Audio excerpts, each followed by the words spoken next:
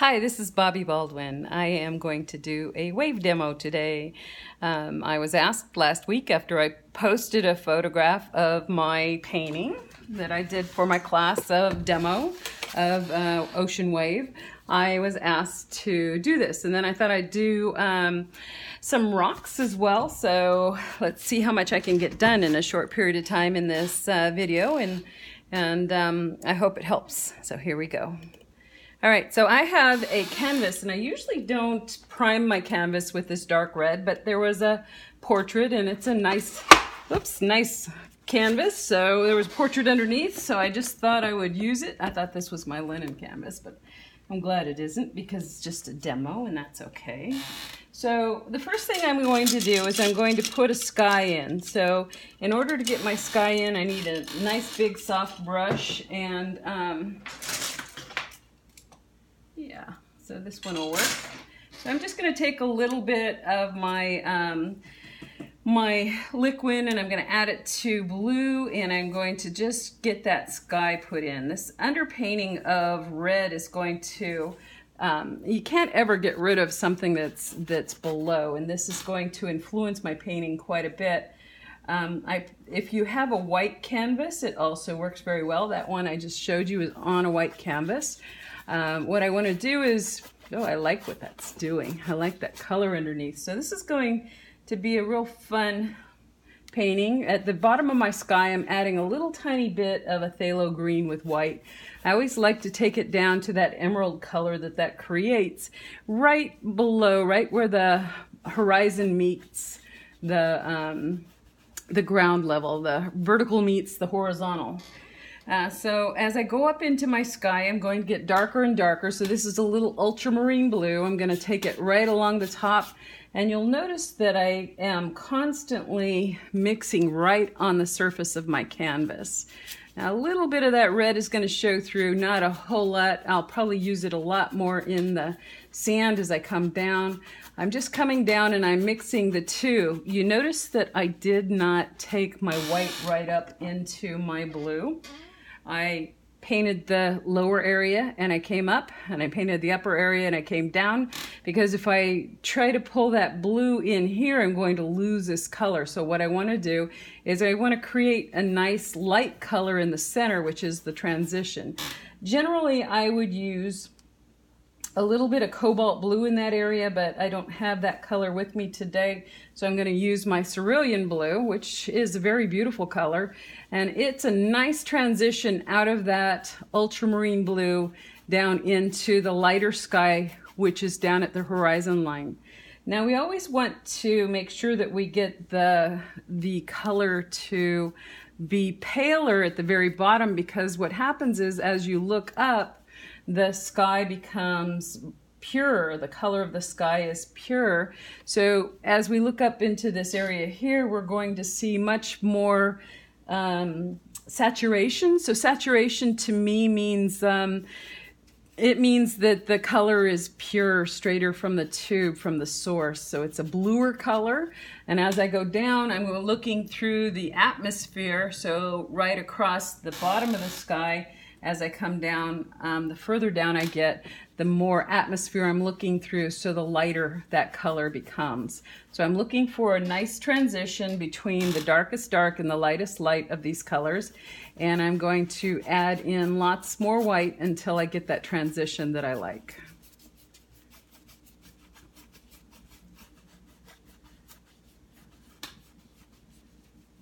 All right, so I'm happy with that.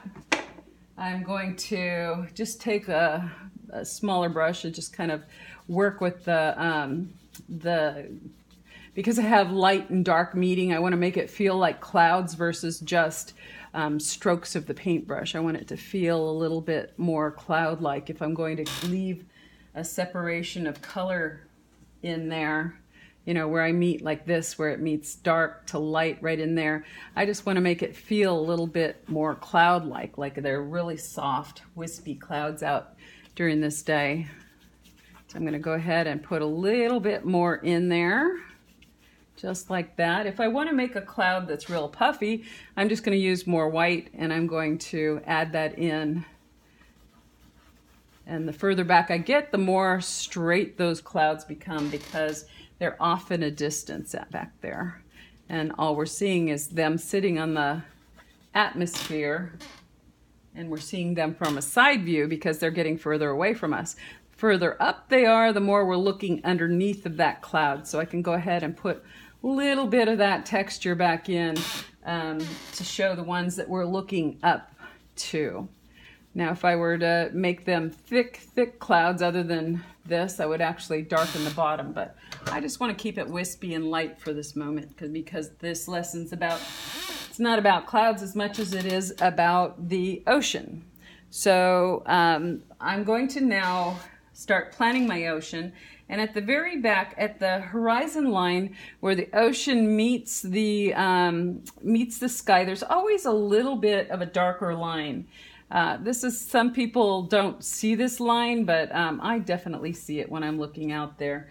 So I'm going to add that little bit of a darker line way out there in the distance. And then I'm going to start adding a little bit more color into this. I want the back area of my ocean to be a duller blue. So I start with an ultramarine blue. And I'm going to lighten it up because I want that transition from this lightest light color to the darker color. So I'm just going to leave a little bit of that darker blue right there on the horizon line and then start getting lighter color into it so I can come forward from there. Now I need to plan where my wave is going to be. And like I said, that first painting I just showed you, the demo from last week, I definitely need to get some WD-40 for my chair. But I definitely need to plan where my wave is going to be. It's going to be somewhere right in here. I want it to be splashing down. Now that actually looks really pretty against that red. So I'm going to go ahead and usually against a white surface you get that brilliant green, emerald green. So this is my phthalo green. Actually, that's my permanent green in white. It's got this beautiful color to it. So I'm going to put in, that's the center of my wave. Okay, so as we move up to the top of the wave, there is going to be an angle, a shadow underneath, because the wave itself, it comes like this. So as it's coming like this, we want to get anything, remember anything that has a cast shadow, that area would have the shadow. This area would be in light. So the top of the wave gets light. Underneath of that top, we're going to have shadows. You see under my fingertips how dark it is? We want to create a shadow right at the top underneath of that. And now we're going to take it over and we're going to break the wave somewhere in here. So I'm going to go ahead and take that ultramarine blue and just take it and wrap it down underneath of where the wave will be breaking. So I'm going to add that in, just blend it together, keep it soft. And then I'm going to create a cast shadow at the very bottom. I'm going to use a little bit of purple in this color, and this is a dioxazine. I'm going to take that purple color, and this is where the cast shadow happens at the very bottom. So not only does it get a shadow at this point right here, but it also gets a shadow on anything that it's sitting over, so that this will break the light from this area here. So this is the surface of the water. This is the wave that starts to come, and it's at an angle like this. So it's going to create a cast shadow down at the bottom. So I'm going to put in a little bit of ultramarine, or actually I was using the violet in this area, so I'm going to switch to the violet. So that violet is down there. I'm going to make my wave about that high. And then underneath of this area where the water is breaking, I want to give myself lots of shadow in that area. Now I'm going to finish up my water behind my wave. Now that I have it planned where my wave is going to be, I'm going to go from this ultramarine blue with white in it back here to a paler, more bluish blue. Now I don't want to get it too dark because Saturation happens here. This is my foreground. So everything that goes back in the atmosphere gets duller because the atmosphere actually grays things down. So that means you add white and blue to whatever color you're using. In this case, I just use a blue that has some red in it because ultramarine blue has quite a bit of red in it, and it is a much more muddier color than, say, a cerulean or a phthalo turquoise, which is what I'm actually using to get my warmer colors in. So I'm going to come now get my phthalo, a little bit more of that cerulean, a little bit more of that phthalo blue.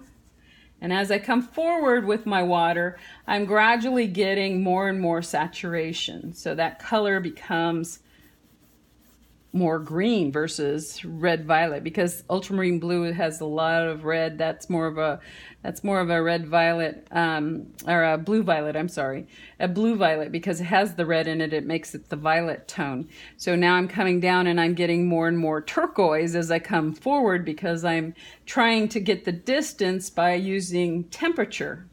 So when I say temperature, I think of anything that is bluer tends to be cooler. Anything that's warmer tends to be reddish tones. So we're pulling it forward, getting it hotter with yellows in it, and letting that all be dulled down and grayed down in the distance to push it back in space. I also want value change. So if I squint at this right now, I need to see that this is lighter than this. So I'll work on that a little bit more until I get that transition to be what I want it to be. So I'm going to push this value lighter back there, still leaving just a little bit of that darker line at the horizon.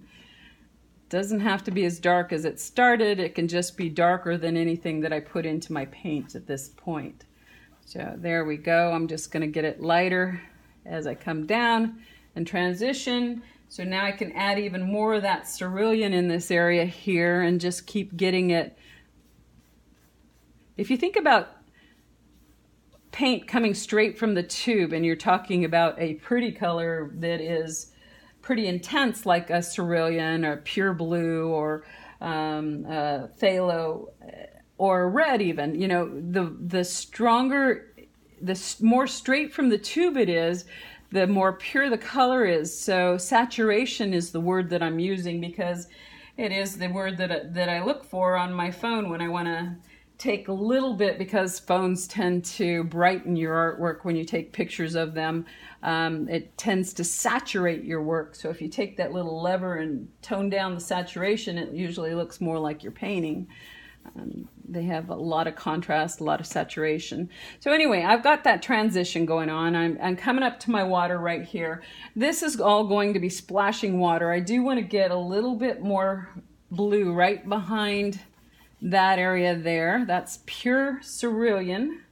I'm just putting it right into that area. I do like cobalt blue a lot. Wish I had it right now, but cerulean's working. It's good enough for this. All right. So now I'm going to clean my brush out, come back with some white, and all I'm going to do is I'm going to find the top of my wave. So I'm going to put in a little bit of light because it starts getting some foam right at that upper edge. I want to keep the blue above it. So the dark blue is going to create that shadow, and as I start coming into this area, this is where the water starts pulling down. So I'm just going to use some brush strokes to get the sense of falling water. I'm going to add in some brighter whites. I'm going to start making it feel like it's splashing. Now this area here is already splashed. It's already broken over here, because when waves break, they roll up, they get their height, and then they come across, and as they come across, they roll at an angle. So if it starts at the one side, and it'll roll, and so each part of it just keeps turning over the further down you get. So we're looking for that continual movement of the wave coming down. So I'm going to go ahead and pull some of that down. This has already come down. This this is splashed and gone to the shore, and we're looking for lots of breaking water at this point. So I'm going to just use texture. I'm going to use a lot of white paint. Remember now, the sun is warm, so I could actually take a little tiny bit with a smaller brush of yellow and put that into the surface up here, and it'll warm it up. Now that's just a little too much. It's not light enough. It was too dark, so I'm going to take my white, mix it into that yellow. Just let that yellow feel like it's coming from the sun up in here. I'm going to raise this up just a little bit more. I wanted that higher. So there we go. So there's the beginning of my wave.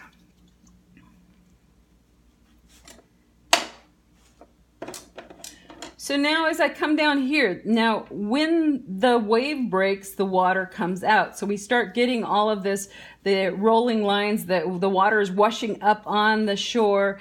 But in the area that hasn't broken yet, the water is still receding. So the water goes back in this space. This is going to be wet. It's going to be dark sand, but this is going to represent where the water edge is in that area.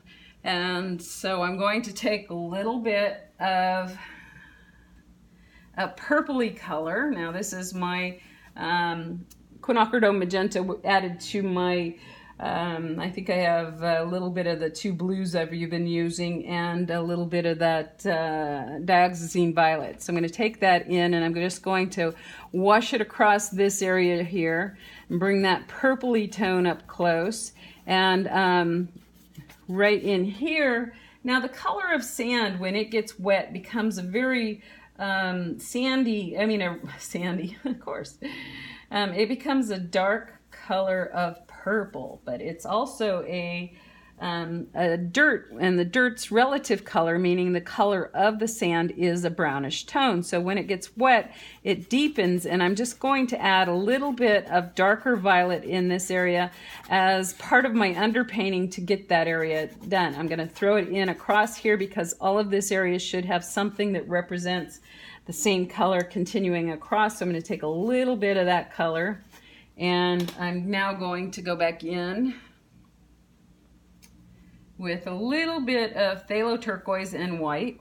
Remember I said the closer I get, the more saturation I have. So I'm going to put a little bit of green into my water. And my green that I'm picking, the phthalo turquoise, has a very bluish tone to it. So as the water recedes, I want it to feel like it's against the color of the dirt. And I have a lot of green in it because I'm looking for saturation of ocean water color. And that's the color I used in here, so I also want to tie it in there. So I'm going to pull it across the wet sand, just give it a little bit of shininess for where that water has gone. I'm going to take a little bit of the phthalo, that's not phthalo, it's the cerulean, the blue, and pull that in as well. I want that to feel as though that wave is not broke, but there's my water level right there. Pull that in across there. Notice I'm using a lot of horizontal lines. The reason is because this is a flat surface. So anytime you get the opportunity to follow the surface of whatever it is that you're painting, and especially if it's foreshortened. Remember I said that foreshortening means that this is my full finger. If it's straight towards you, it's now foreshortened. So anything that's at an angle towards you that now becomes something shorter, that's what we're doing. So this angle from here to here is much shorter than if we looked at it from above. So in order to get foreshortening, we need to do two things. We need to change the value from back to front, being dark to light or light to dark. So the transition, just like this is a foreshortened area. So I need to go in gradual variation from the lightest light to a darker dark. So I need that transition. And even in here, I could actually make that a little bit smoother. Okay. I was once at a portrait conference for the Portrait Society of America, and I was writing an article for their signature magazine, and when I did, they had asked me to write the article, I was really excited to be in front of somebody who I knew was a very good painter, and writing this article all about this man. And he gets up there and I was like, all right, now I get to understand what tools did he have? You know, what tools does he use in order to do this beautiful artwork? And he gets up there and he goes, and now I'm using my number 10 thumb. So anyway, you get to use your fingers every now and then, as long as you remember that paints can be toxic, and so therefore it probably isn't a great idea to do it, and don't do it very often. Just go clean your hands afterwards. Just make sure that you don't get that in your system. So I am now going to add some more white, because this area here we're going to see a lot of shine on the surface. So I'm just going to take some lines across here and just kind of create that wet surface just right in there. Okay, so I need to go down and do my beach in order to do anything more, because I need to get that color in the foreground that I'm going to be covering up with water. So I'm going to go with this color right here. This is a little bit of quinacridone magenta and yellow, which is the lemon yellow. So I'm going to get warmer. I think it's a little dull relative to what I wanted. So here's a little bit more of the quinacridone magenta. I want to also bring it into some areas in here so it feels like the water is receding back in space. So yes, I liked that color I had in there, but it was coming too close to the end down here, so I really wanted to fix that. So I'm just going to take this color. And remember, your saturation needs to be more the closer we get to the foreground, so that it feels like you're getting close. The difference between what color you use back here versus what color you use here is the saturation. You're going to, it's not only the value, meaning dark to light, but it's also the saturation that you're using. So I'm going to put in some nice warm colors up here in the foreground and let my water wash over the surface of that color. So I'm going to take it back in here. I want it to feel like we are going right over that water is going right over that surface, okay? So now I'm going to add in, I'm going to grab a smaller brush because this one's too big to do this with. I want to start working with a little bit of the detail. Now in here, I like what I did with the lights, but I still need a lot more. It needs to feel like a wet surface, so it's got to have a lot of shine and shadow. We need a lot of contrast going on. That's another thing, is low contrast back here. In fact, that line's got a little bit too much contrast. As we come forward, we want to get more and more contrast in our color. That means that as I start going back into this area here, I'm also going to be getting some little bit of contrast going on back there as to what the waves might look like. And I'm going to use a very short line if I do anything back there, and I'm going to move up in size. The closer I get, the bigger the line gets. And so as I move forward within that area, I can do a little bit back there, but not much.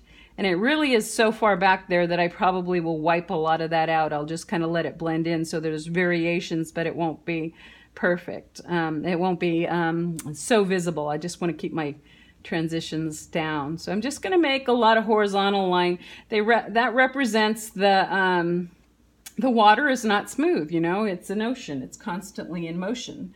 So we are going to just continue to make, and I like lots of variety of color. You'll find that when you get out and you look at water that there's a lot of green in it. So this is a little bit of a darker green.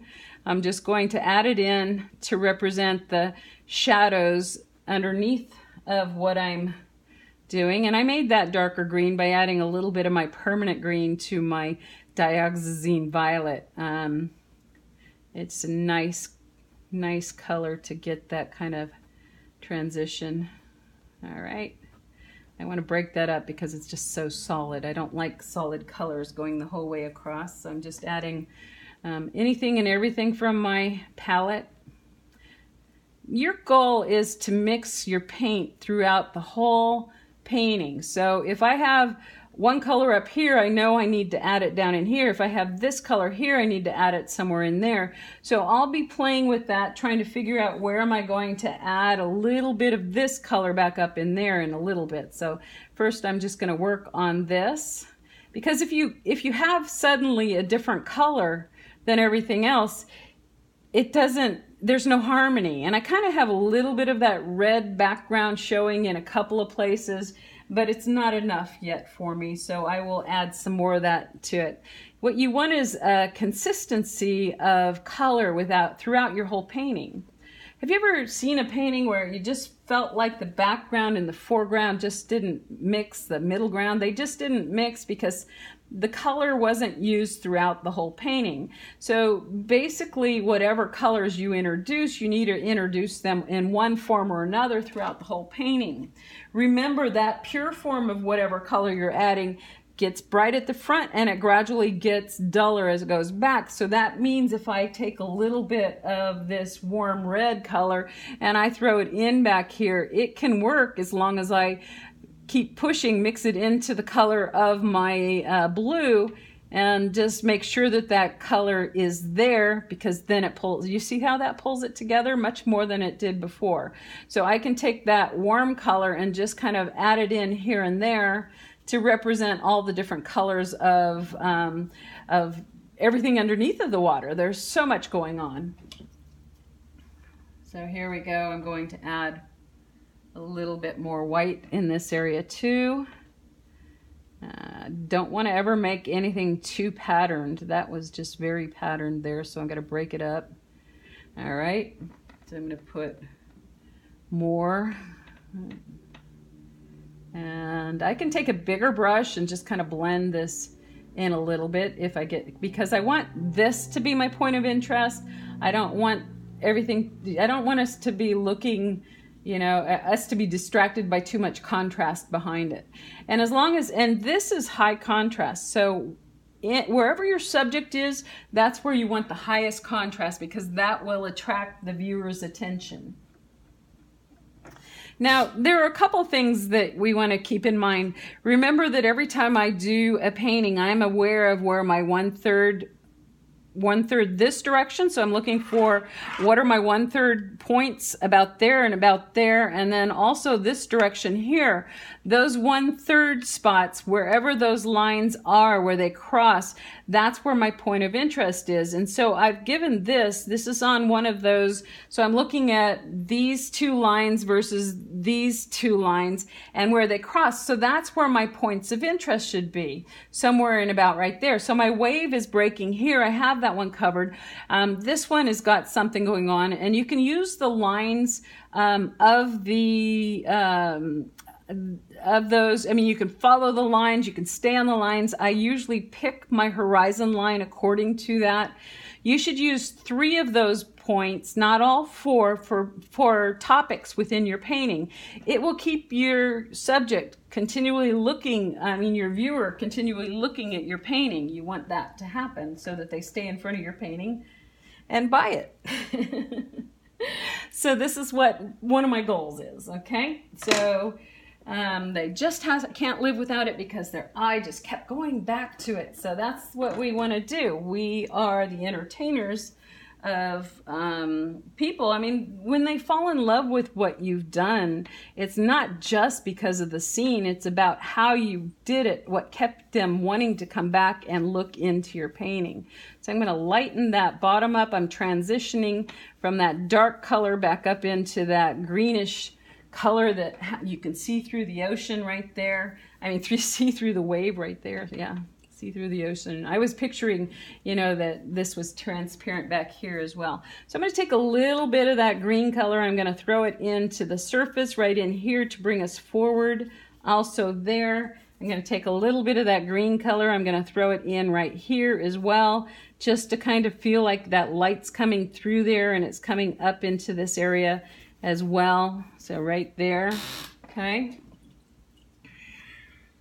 Now, if I were to put a little boat, or if I were going to do anything, because I've talked about that being on the line, and then this is a great focal point right here. I probably will do something with my color or my sand right in this point so that it feels like, and just the way that that line moves, I'm going to make sure that all my lines come this direction on that side. I'm going to make sure that I have something that brings us back up into this area, and if I were to put any subject in, it would probably be somewhere right about there if I wanted to put a silhouette of a person, or just put a person standing on that shore, or a boat off in the distance. I would pick that 1/3 increment on this line right about there. I would probably put a sailboat in this position here, but I don't think it needs it. I think it's got enough going on. I think it's pretty interesting. If I were to put a bird flying, I could actually use that area, but this line really gives us something to look at. Now, the reason you use 3 and not 4 is because you have to give them a resting point. You don't want to make it too exciting that it becomes overwhelming. So there's a lot of psychology to the way that we create art and what we do with it. I'm just going to start breaking up the water at this point by using this. This is a clean, dry brush. I'm just going to take it right into all of that that's going on in there and just kind of soften the edges. As that water splatters, you know, you're going to get a lot of, I started getting too much of a pattern there. I don't want a pattern. So I'm just going to take the edge of the brush and just kind of give random, this is water, you know, water just goes all over the place. There's also a method where you can actually spray some splatter onto your painting with a little bit of paint. That's not one that I'm real fond of, just because it's a little gimmicky, but it does work. I'd rather just, you know, do what I can to get all that flow coming on from, there we go. We're just going to pull it down like it's splashing. So now, if you get too much white and you don't have enough contrast, you won't have shape. So what I want to do is I want to get a little bit of contrast going on. I'm going to use my sand color, a little bit of the warmer colors. I'm going to add that down in here just to give myself a little contrast so that my white shows up.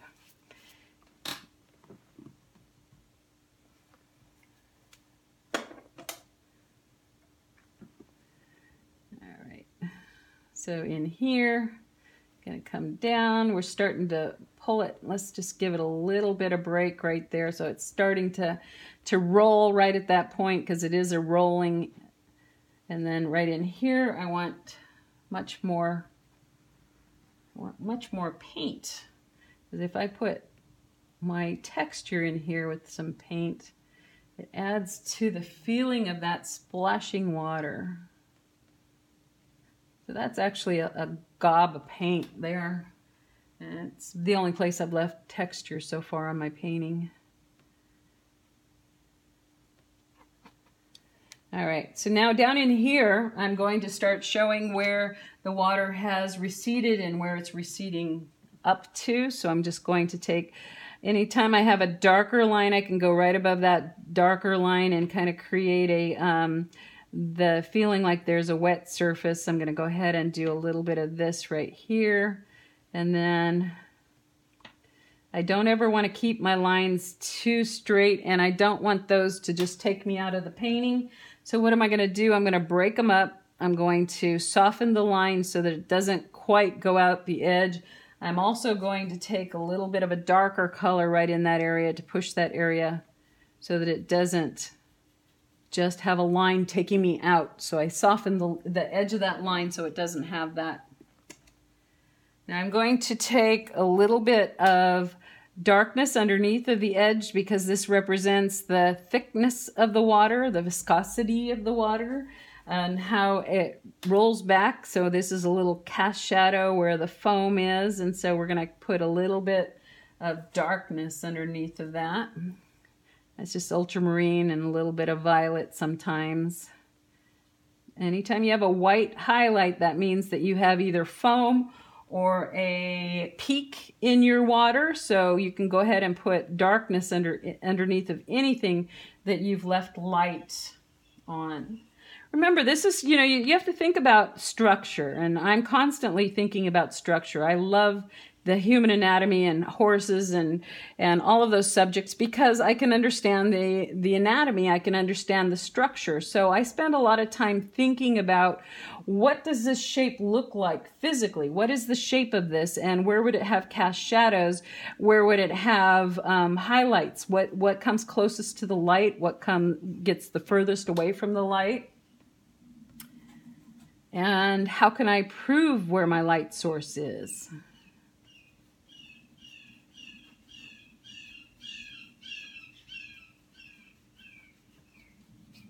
And I think that was, you know, a bird out in the yard. I'm nowhere near the ocean right now, and it just reminded me of a seagull. It's like, we do not have seagulls here.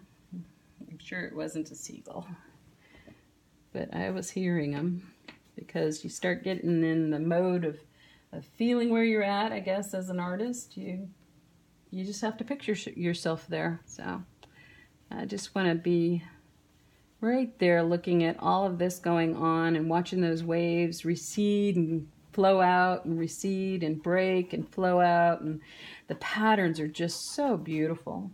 All right, I liked that color right there that I ended up getting by having a little bit of white adding to my blue, so that reminded me I need a little bit more of a lighter blue in this area. In order to bring it forward in this area, I'm gonna go, this is a little cerulean. And there you go. Oh, isn't that pretty? Love it against that orange.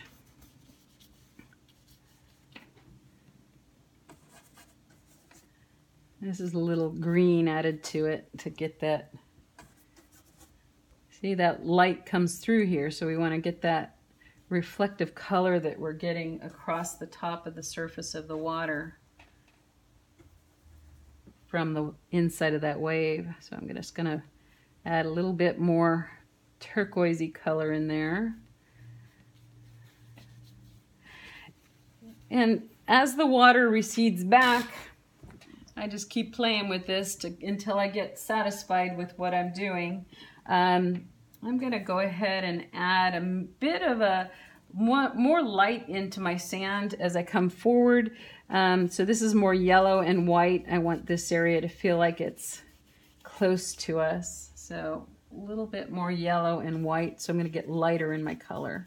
I think it'll work better than keeping that dark red. All right. Yeah, I think I like that. Much more contrast. That's nice.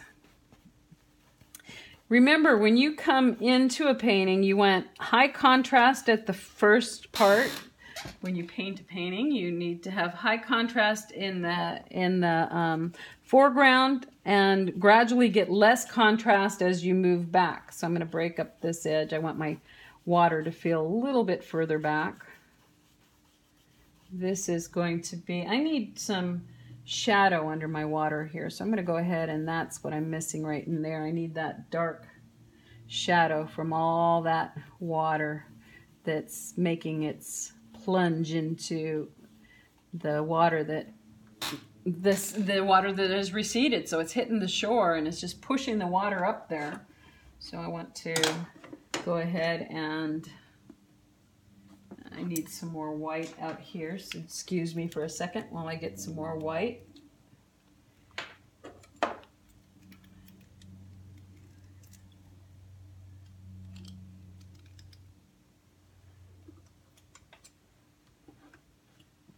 So I want to talk about making rocks too, because it's about time to put some rocks in here, and that probably would be a great thing to put out here. Just a little bit of either a land mass or you know, like a peninsula. Sometimes you can look across and see the end of a land mass, which would make this more interesting. Or a rock, you know, and I could take a rock and just put it right in here. I'm going to put some rocks up here, so let me play with that idea. I'm just going to put a little bit more of that white in here, so that I can feel like that's splashing up here.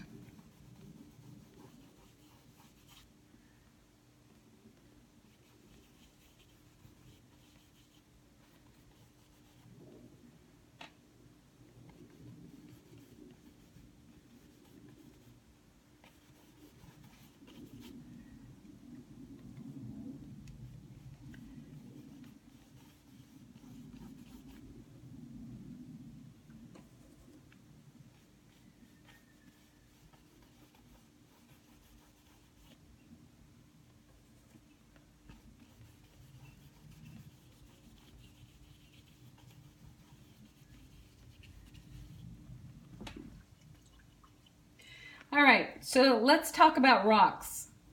In order to make a rock, you have to have 3 things. You have to have actually 6 things. I make rocks 3-sided. So every time I make a rock, I think about, I want one side to be dark, I want one side to be light, and I want one side to be medium. And so therefore I'm going to use 3 different values. Now the first thing I want to do is acknowledge that light is warm. If if it's not an overcast day, your light is warm. So that means that actually I forgot to say, you need a warm, a cool, and a neutral. So neutral can be some kind of gray, some type of brown. Gray is cooler or more neutral than brown. But what you want is, so you have a choice. Your light area can be your warmth because the sun, so that eliminates that one. So you've got your light as your warm. So then you need a medium and a dark, and you need a neutral and a cool. So it's up to you which one you make neutral and which one you make cool, your medium or your dark. But as long as you have 3 sides and you follow that rule somewhat, you should be able to create a nice rock. So the first thing I'm going to do is I'm going to create my dark side, and that's a dark brown. If I wanted to make it a little bit warmer, I could take a little bit of a red into it, or make it more orange versus that color. And then I could go for a... see, there's a nice, that could be my dark, and that's actually a warm color. But because the light is warm, our shadows are cool, and that's still cool relative to my light. So I need a neutral and a cool. So let's go with something that's got more blue in it. So let's take a little bit of blue into this color and then keep that one. So my shadows can be actually my ultramarine or I like the cobalt for that reason. This is the, that's a little bit of cerulean into my brown that I had there originally. I like not over mixing. So even if I leave a little bit of that brown and I let this be here, it's still a very neutral color. So I'm going to now just kind of go in and find the highlight on top of the rock. Now, because of the color that I'm getting here, my light needs to be up there and back. It can be over here on this side, it can be over here on this side, but I would guess that it's over here on this side because I've made this darker. So I'm going to go ahead and count on my right side being where my light is. So now I can take a little bit of yellow. I want to make the top of my rock warmer, so I'm going to take a little bit of yellow, a little bit of white, and I'm going to make the top of that rock yellowish. Now for my cool color, I'm just going to take and I'm going to make this side. This would represent the side angle. This is the very back. So I have light, medium, dark, warm, cool, and neutral. So either one of these it can be your neutral. So let's go a little bit more neutral. Nope, that's actually a little warmer. So, I mean, a little cooler. Sorry, that's blue. So I'm going to go with that color right there. So that actually is a little too red. So let's work on that a little bit more. So I'm going to take a little bit of ultramarine blue, and now I'm going to put my ultramarine blue into this side of the rock. I don't believe you should make anything too geometric. If you make things too geometric, they are not interesting. So I'm going to go ahead and I'm going to switch brushes, and I'm going to go and get my light, much lighter, and it's wet, right? So I'm going to take that right into that yellow. Now, I told you before that I liked the brown edge. Here I have lots of different colors. I have some blue, I have some brown showing up, I have that red in there. It's still a cool color. This one is cooler than that one. It's got more blue in it than that one. So I could say that's my cool color, that's my neutral, or this is my, so I have to work on that and decide which is which. So I'm going to go ahead and put the wet surface right there. That's where it's shining towards the sun. And I'm going to work on my neutral because I think it's, my middle, because I think it's a little too That's actually my cool now because I'm just adding a pale blue. And I'm going to represent the angle of this rock that comes this direction. If you do it right, then it's not working yet for me. If you do it right, then it should feel like you see the shape. So I'm thinking about anything that faces forward, faces that direction towards the sun, and then I'm creating some contrast within each angle and trying to keep it, there we go, that's better. All right, so I can go with a cooler tone back here, and I may have some little bits of darkness that creep up from below because rocks are never perfect, right? But this has been washed over and over in the sun. I mean, in the ocean, the water has washed over it so many times that we don't want to give it too many sharp angles. A lot of stuff out in the ocean can be volcanic, and so volcanic has very square edges, rectangular, or not rectangular, triangular. So I can play with the edges in that rock. Let me put some more in just so that we keep that pattern going on. Now, I need a three-sided rock to make a two-sided rock work. So I can't just do a rock that has two sides to it and make it work unless I have another one that has three sides to it. Does that make sense? I need something to tell me the shape. If I have a rock that has two sides and only two sides, it doesn't have the dimension. But I can put them next to each other and it will work. So let me add a little bit of a cooler color in here. I'll just give it a third side right there. I want a little bit lighter because it's a medium value and that's too close to my dark. So right there. See how much better it looks when you get that third side in there. So what we want is, I don't want one solid color. I keep adding into it. I'm mixing right there on my canvas until I like what I get. So I'm going to keep doing a few more rocks like that. Right in here we'll have one. We're going to do one right up close and personal right up here in the front. I'm going to put one in the middle of my splashing wave right here so that we can just kind of get this feeling of reality where that water is hitting that rock. A little bit dark right there. Okay, and I'm going to, again, get another one in here. Now, you want to keep odd numbers. I have 1, 2, 3, 4, 5, 6, 7 right now. I could wipe one of these out. I don't necessarily need this one. I may just go ahead and put some shadows in the foreground because I want to add another one way out there in the distance. Now, remember, anything back here has to have less contrast than anything up here. So that contrast is already, it's lower than this contrast. This isn't that far from there. So I think I have too much contrast there, especially if I'm going to put some in the foreground. So I need to put stronger contrast in these up here than I have in those. I could say that that's got less contrast than this one. Of course, this one's closer, so that works as long as I put more contrast in these. But if I have less contrast in these by the time they're done, then they will fight for distance with this one because it has higher contrast. So anything with high contrast feels like it wants to come forward, and so therefore that means that, you know, it's going to fight for distance.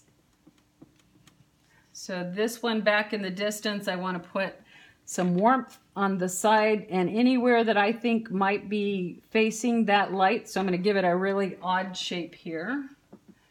Just kind of make it more interesting that way.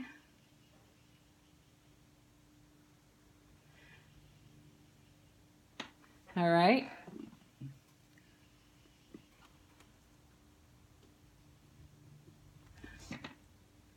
A lot of rocks when you're at the ocean are very round because the water has been washing over them, but sometimes you'll get out there and you'll see these volcanic rocks just showing up out there. So I want to do a little bit of a volcanic looking rock. So this is my middle value, and it's also my cool color, so it's more blue, so I'm going to put blue in there to get that. Kind of lost the shape when I did that, so I'm going to go ahead and get my neutral, which is my darker color, back in and add. Now, anytime a rock gets wet, it gets darker. So, but the light, the sunshine will make it look brighter on the surface. So we want to have varieties of colors within the rock, but we don't want to leave the rock too light. So that means you can put lots of dark in the bottom of the rock. That's what I was getting at. So let's take a little bit more of that neutral blue and put that in there on this angle. So I have to picture anything coming this direction as being my neutral blue. Anything that's going that direction is going to be my darker, actually it's a cool blue. Sorry, I keep getting my neutrals and my cool mixed up. So this medium value, I have to keep this direction. That darker value, I have to keep that direction. I have to keep that consistency on anything that I do. This faces this direction. This faces that direction. This and this face that direction. This faces this direction. These face that direction. So I'm looking for that consistency in angle that can make them feel like they're looking and going in the same direction. So I'm going to add a little tiny bit of yellow in this. I want the contrast to be fairly low back there, but I also want the warmth of the sun to cause light. You are going to have dripping water over anything that's around in the ocean. So I'm going to go ahead and I'm going to create a little bit of the feeling that water is hitting it out there and creating foam or splash or whatever. So I'm just going to add light around it. I want to go ahead and thin down that horizon line really thin. Don't want it thick at all. This helps push that area back too. See, the contrast gets lower. This may be a little too high contrast, so I might want to put a little bit of light back into those areas as long as I keep it dark at the bottom. So if I want to create lots of rocks, so I have now 1, 2, 3, 4, 5, 6, where's the 7th? Oh, that was going to be my 7th. So I always like to take something out of my picture. And this one's going to be right here at this edge. It's going to be a nice big rock. I don't know that it's going to, I may want to add more that go out of my picture up here. So I'm going to take a little bit of light color now and put it, remember everything facing up and to the right is light. So I'm going to go ahead and put that in lighter right there. I want it to feel wet. I can just kind of like create these white lines down as the water flows down. Now I want a side facing me to have a cooler color, so I'm going to take a little bit of my phthalo turquoise in anything that might be facing towards me. Yeah, I just washed it out. I lost my contrast between this and this. So therefore, I have to find my contrast again because they do cast shadows as well. So I'm going to go ahead and put that shadow in there and see how that just brought it out. Okay, put the little bit of more medium in. I think it's too close to the edge to really get that nice dark in there. I could go ahead and put something right there and then let that be going off on the edge. So I have a cast shadow right in here. This one will have a cast shadow right in there. So I'm going to go ahead and get the ground a little darker. And because it's the sand at that point, I'm going to go ahead and add a little bit of a different color versus what I'm using in the rocks themselves. Yeah.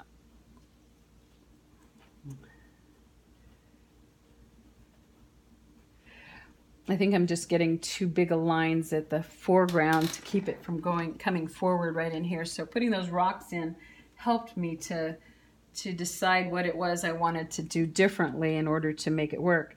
Remember, I always say you're only as good as the amount of mistakes you make, and you may not even want to call them mistakes. What they are is when you want to change something, you need to know how to fix it. So I just got used to saying that to my students because they're always panicking.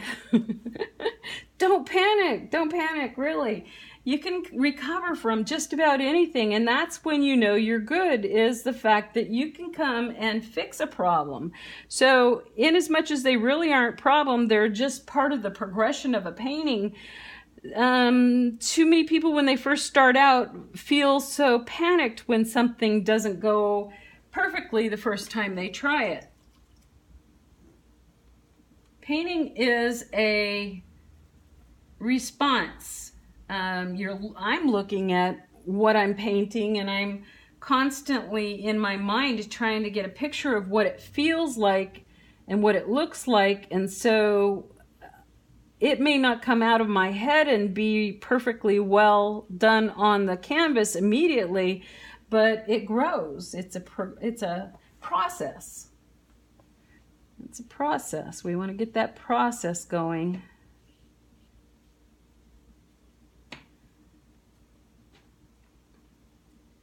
And don't be afraid of the process.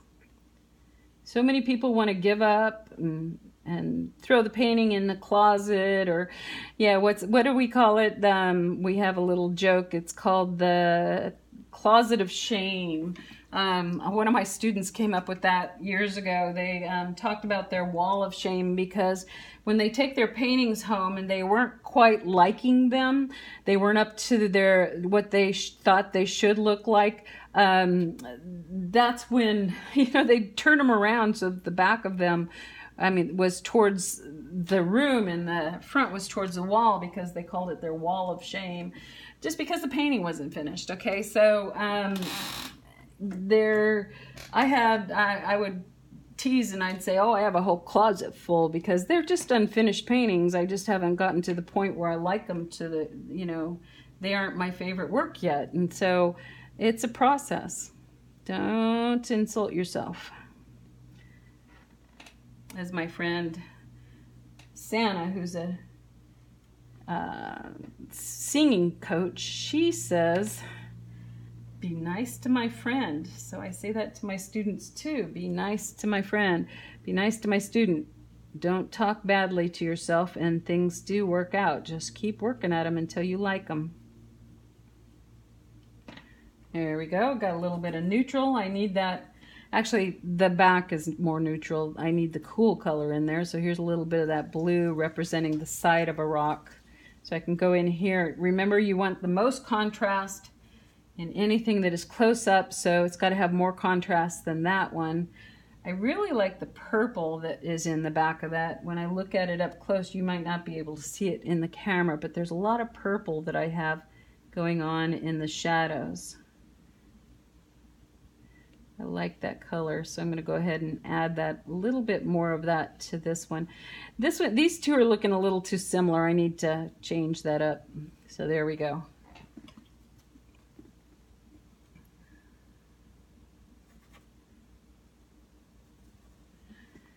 So my neutral color is a lot of cerulean with white mixed into whatever it is that I'm working on. Sometimes I use a little bit of the phthalo green and white.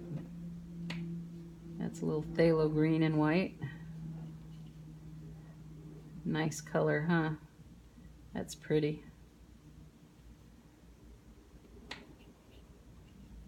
All right. So you're starting to get the feeling of that three-dimensional rock that you're looking for. There are areas that I need to brighten up. This sand color here and that rock don't really look good next to each other because they're too close in value.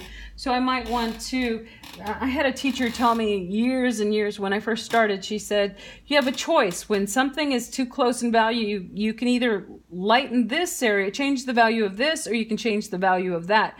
So one of them has to get darker, one has to get lighter, or you can just lighten one and hope that the other one will be dark enough next to it. So let's see if that works right in here. Now, one of the things that I want to keep in mind is that this is next to the edge of my canvas. I don't want to bring now I told you that your highest point of contrast is where people's eyes go to. So in this area, we want this to have the highest amount of contrast. If I take something that has a whole lot of contrast right out there to that edge, then it's going to bring too much interest to the edge. And what we don't want is we don't want to move somebody out of our painting. We want to keep them in. So what we do with the way that we position things has to do with that. So I'm going to go ahead and lower that contrast right there. I'm going to add in a little bit more of a cool greenish tone in there and let that rock just retain its lower value. I can come in and I can put some shadows in at the bottom because we're going to get some all over in here now. So I'm going to go ahead and create the feeling of sand at this point. For every dark line I put in, I have to put in a light line as the higher point. So dark would represent the shadow behind a mound of sand, and the highlight on the opposite side will represent the light which hits the surface of the sand.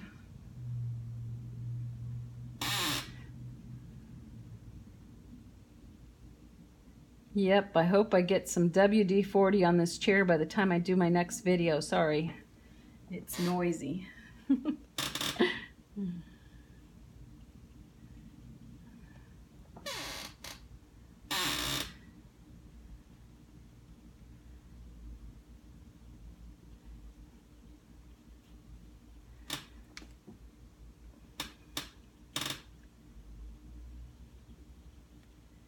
Yeah, you could use this video. I was just thinking about that. You could use this video to find yourself, get a canvas out and follow along. Do it step by step. It's something that can help you. Teach yourself by thinking about an object out of context. Think about, as I was saying before, the shape of a wave. What does that wave look like? Yeah, that's nice. It's a nice darkness, but it's the wrong color. I want something warmer for relative to the color of the sand. I'm going to use a little bit of cadmium orange in here. Yeah, that works. So now the dark line can work, but all I have to do is add some more contrast in there, and I'm just adding some more of that red. So that is cadmium scarlet and cadmium orange in there. I'm just going to try and get distance. The more I get these long straight lines, the further the distance gets. You see that? I'm starting to get that depth of space. That's what I want, that depth of space.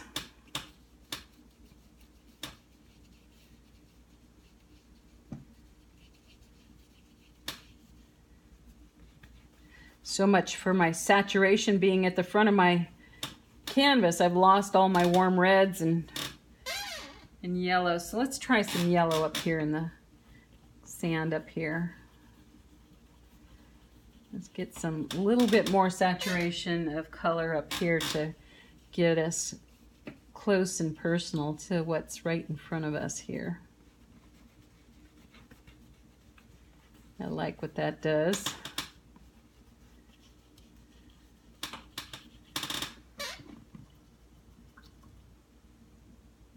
So this is a guide to how to do things. Now, I do a lot of lectures just to tell you how to do things, but when you really want to do it right, go out and stand in front of that ocean, go out and take a photograph of an ocean and work from a photo.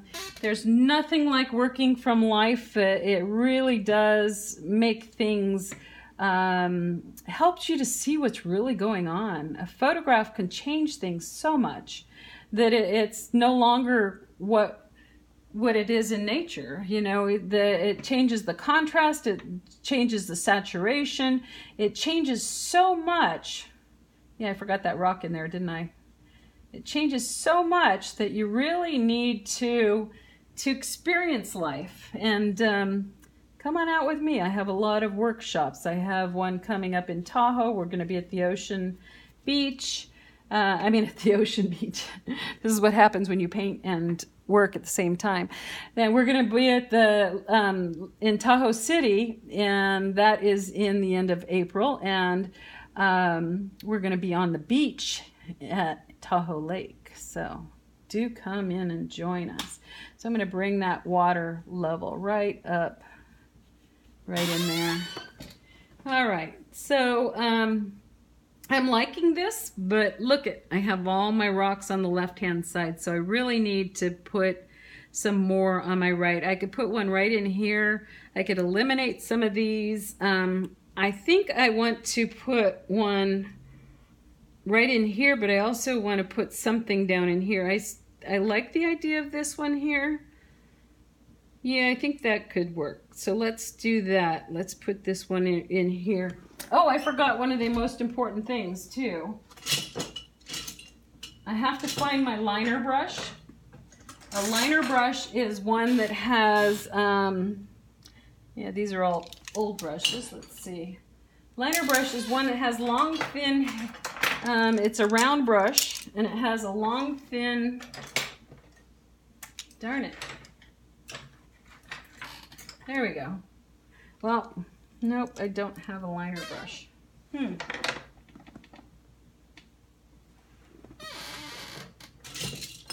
Oh, here we go. Yes.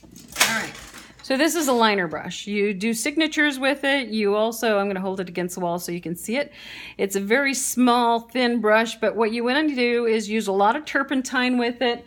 And what it's good for is making tree branches and long, thin lines. So what I'm going to use it for right now is I'm going to go in and I'm going to get that foam that follows the wave and goes across the water. So I'm going to come in here and I'm just going to create a pattern, a random pattern of that foam and what it looks like as it goes up the wave. So I'm going to keep my angles going towards the angle of the wave. So I'm going to take a little bit, whoops, a little bit of my, I'm using a they shouldn't give artists words like that. A megilp. They shouldn't give anybody words like that. And, you know, English language, you don't, I don't know. Anyway, it is a great word. I just don't know how to say it. So, megilp, we are going to take that and a little bit of odorless paint thinner as well as that oil, and I'm just going to get my paint so thin that my brush is holding its shape, the tip is together, and what I want to do is I want to create as thin a line as possible. That's a little thick, so I'm going to go for a little bit more of the odorless paint thinner, and I'm just going to come in and I want real thin lines coming out, but I want to follow and I want to create that pattern of foam and what it looks like on the wave. It just looks like a little puzzle of curly cues and lines. So I want to get that all in there. As I come down into the darker area where the shadow is or go up into this area, it becomes less. The contrast is lower. The color is darker that I'm using because I'm pushing a little bit more to get it into the paint that's on there. There we go. And what I want to do is I also want to take it across the surface of the water so that it becomes part of that. And now we're going to use straighter lines because remember, this is foreshortened. So those lines, even though they might look like that from above, they look like straighter swerves and curves across the surface of the water in this area. That color is just not bright enough. Take a little bit of white. Yeah, there we go. That's what I want. I want to get a little bit more in here. I just want to make it feel as though it's following the wave all the way up. I want to get a little bit of it across that area as well. And then across here. The more we do these little lines, the more surface we feel like we're covering. So very important. So this area here, it's splashed back there. I might want to, I mean, if I'm going to get that much distance in there, I may not want this much splash up close. So let's let that splash go a little bit further back in space. Let's let it stay into this area here. And then as we come out here, let's just let it start being foamy water in this area here and a much flatter surface. That'll put some distance, that'll make it smaller. I think it works better that way. So let's get some contrast in this area here because this is going to be flatter space now. That actually works better. And I can put that rock in the center of that area. Let's go in here. Let's get that, go back up in there. So I'm not using a photograph, I'm just showing you what I know about shape and how to use your knowledge of shape to get a good painting. So when I'm working from life or working from a photo, either situation, all that knowledge that I've gained by all these things that I've explained to you, all this knowledge that you will gain by understanding all of these things about shadows and shapes and temperature and all that, that's just going to help you so much more that your paintings will then become far better because you're adding that to the real subject. So this is all imaginary stuff, and I don't usually sell my imaginary paintings. I usually just give these as demos so that people understand, you know, what it is that I'm thinking while I'm doing anything, because you know, you've got to understand what the shapes are. You've got to understand the rules about what we see. You know, they're not rules, they're just the science of what we see. Very important stuff. So there, I'm just going to add in a little bit more of the sand color below this.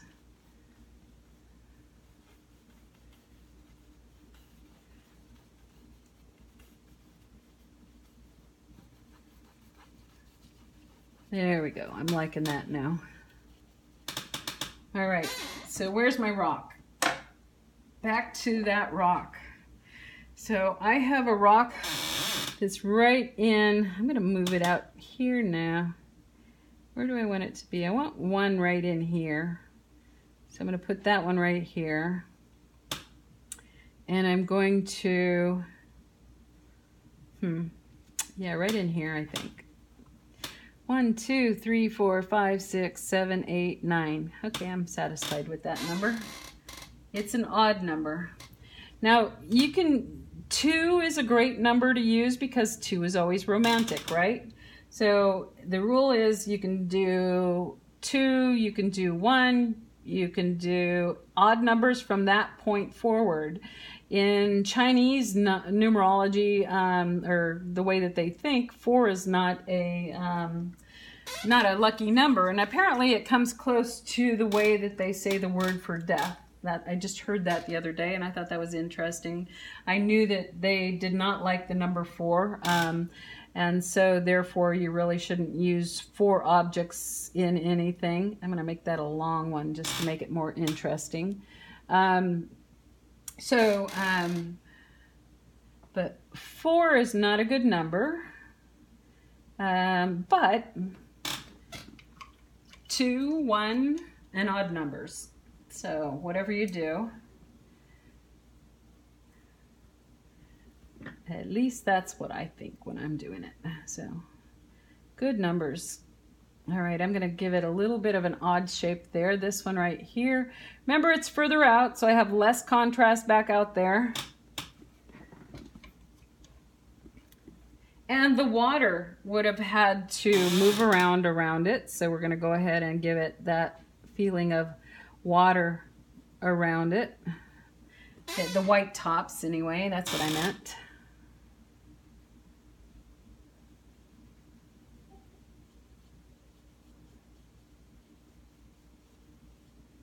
Higher contrast as I come forward. In fact, this area right here, I have to decide, is that too high contrast relative to anything in here?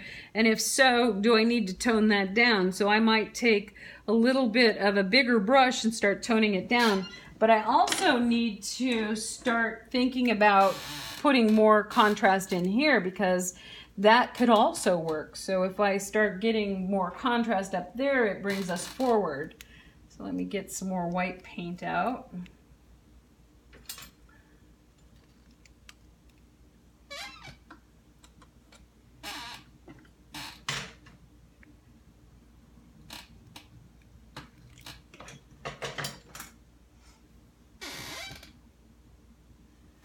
All right, so this one is going to, we might want to feel like the water's splashing over it, so I'm going to give it a little bit of a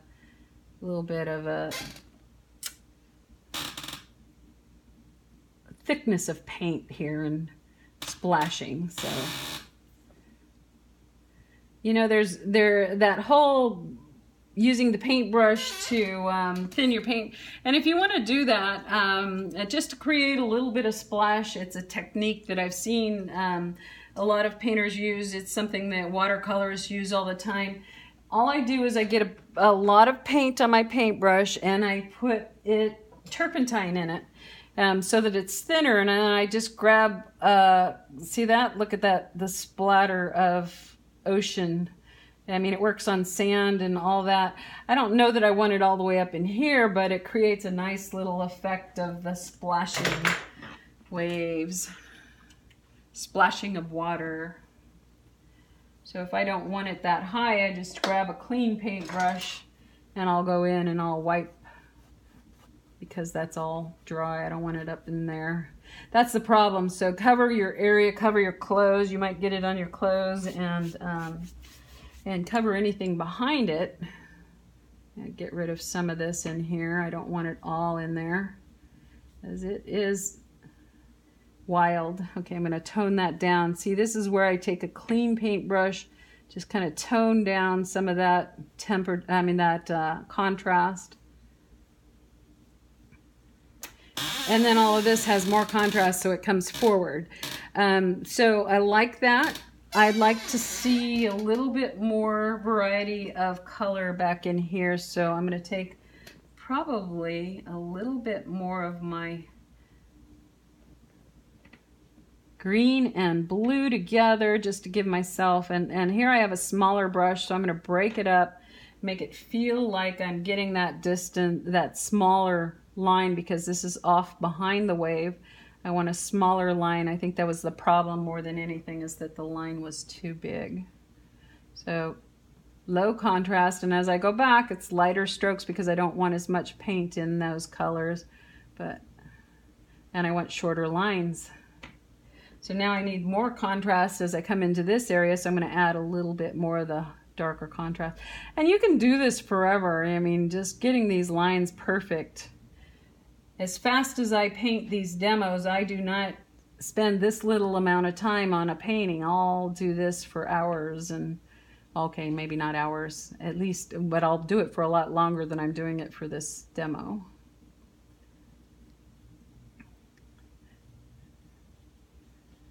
Okay, I get bigger lines as I come forward, bigger contrast, higher contrast is the right way to say that. And now I'm going to put some shadow underneath of all this that's coming forward. Anytime you have water surging forward, there is volume to it. So we want to create some kind of cast shadow right at the edge of that. And I'm just using my blues and violets to get that color right at the edge of my water.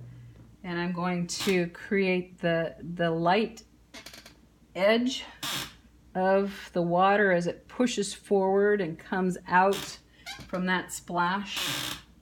Just bring that edge right out there, and we're going to come in here and just give us a little bit more of the water surging forward in that area there, because it's come around that rock and it's just making its way towards us.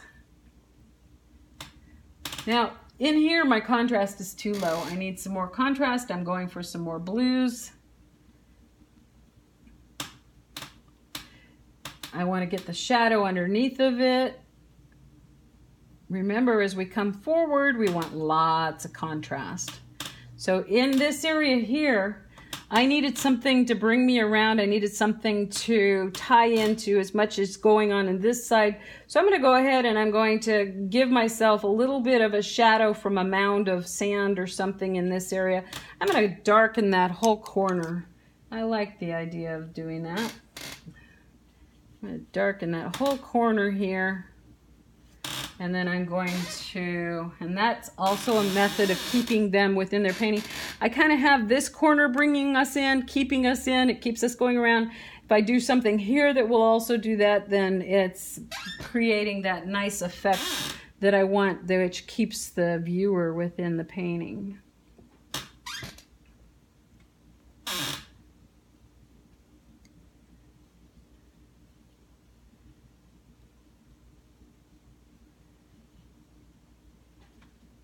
I don't like the top of that. I'm going to round it off there. There we go.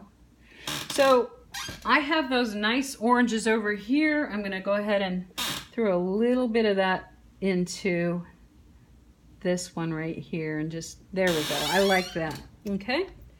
So the shadow in the sand is also following the patterns of the rock. We're getting some darkness on the side that you would have darkness, a little bit more of a neutral color if it's here and a warmer color towards the light. So right in here, we have a lot of space. We want to feel like there's some depth of field going down to some transitions between front and back. So I'm going to add in a little bit more contrast, a little bit more of a lighter color, so that it feels like we are traveling across some space right in there.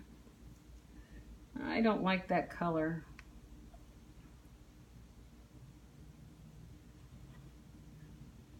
There we go. I'm gonna put a little bit of blue in there.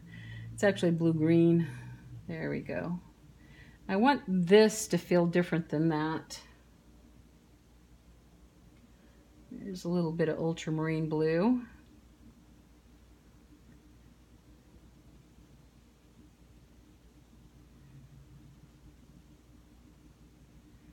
Yeah, I'm not liking this mound anymore.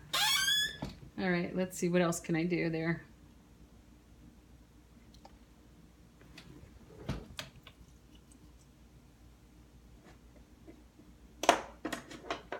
Smaller brush, a little bit more orange and yellow again.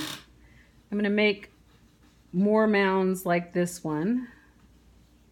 I like the purple shadow color against the orange, so I'm going to take a little bit of that purple shadow color. Feels like the back side of a sand. Just go ahead and put that in there.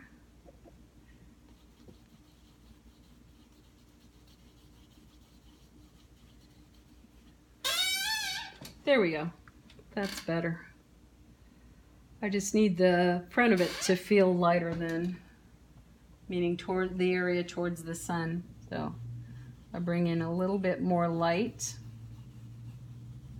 right in that area, a little bit more light in that area.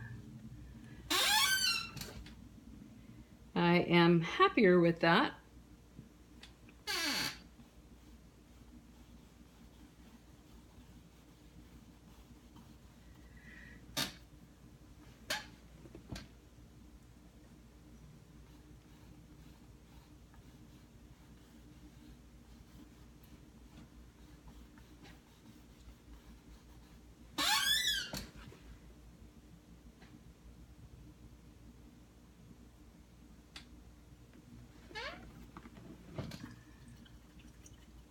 So when I get to an end of a painting and I feel like there is some troubleshooting I need to do, I will squint my eyes and look at it and see how the values hold together and see if my point of interest is in the center where that wave is.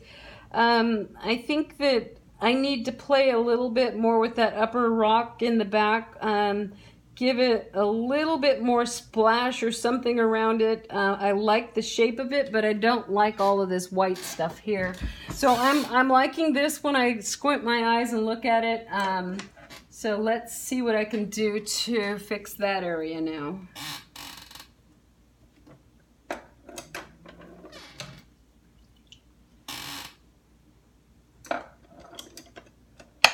Oops.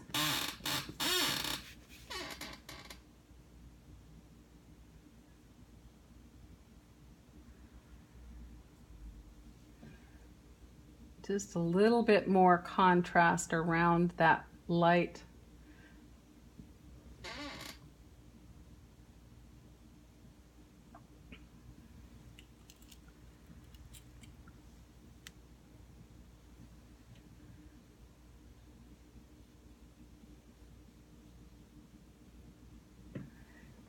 All right. You know, I like that. Actually, yeah, it changes the color between the back and the front.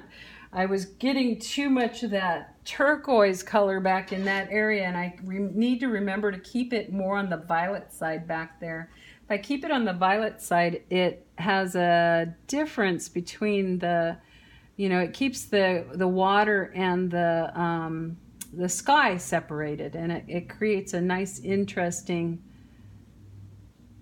beginning to your water. So there we go. We have a little bit more purple in our color, little lower contrast. Go back in and put that white around that rock.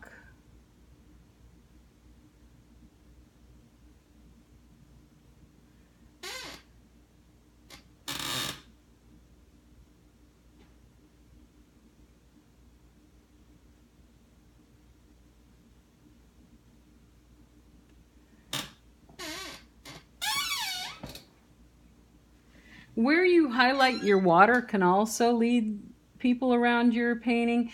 And another thing is, I just thought of this, is red creates direction within your painting as well. So, I mean, there are things that we can do to make a painting more interesting. It's amazing how you don't pay attention to it, and then you study art. And when I did a lecture series that was really fun, and I had non-artists coming to it because it just was, it was a lot of information. I had a docent from the local museum coming to learn more about what she was teaching at the museum about the art she was looking at. So one of the things we learned is that a little bit of red can direct the eye. So here's a little tiny bit of red. Here's a little bit of red. Let's put it right in here.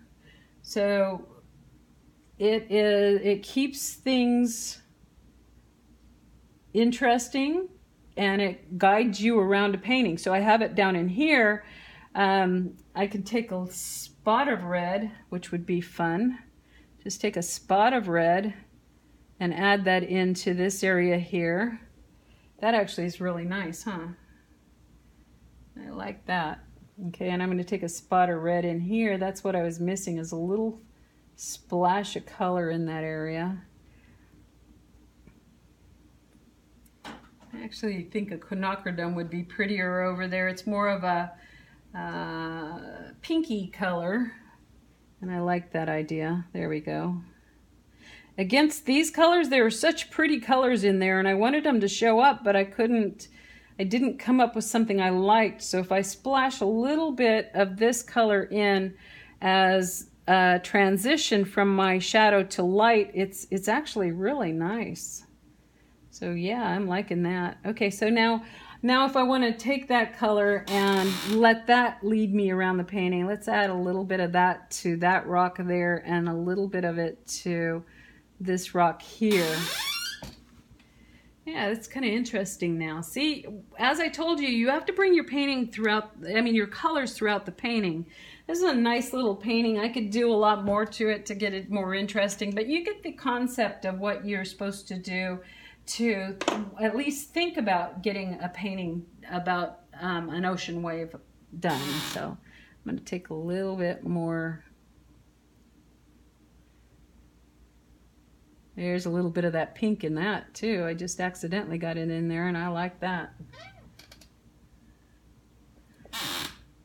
Just because it was in my pile of white. Now that's pretty, huh? Just a little bit of that pink in there. Things become too boring when you don't throw your colors all over the place. So I love adding unusual colors in areas, and that just makes that white look even better. All of that white. If you stick to blue and white, you forget to see that there are those other elements within the lights. There are those other rays. There's red, yellow, and blue sun rays that come down, and we see everything from the red, yellow, and blue. So We have to remember to put those colors in as well. The red is one of them. So here we go, and I'm going to go ahead and get that area just a little wetter right in there. And right in there. Because whatever I do on one side of the rock, I've got to do on the other side of the rock, right? To keep it continual. Okay, I think I'm done with that demo, and I hope that helps you. Come join my classes and I will help you to do even more. I have wonderful weekend workshops that are going on this year. I have a lot of, I have a lot of workshops going on, and some of them are to Tahoe. Tahoe, where are we going? Tahoe is in April. We have Bodega Bay is in the summer. We have Ashland and Brookings in September, and we have Mendocino in November. And I'm taking a group to Italy next year, so come join us for Italy. So I hope that helps you. Thank you for watching.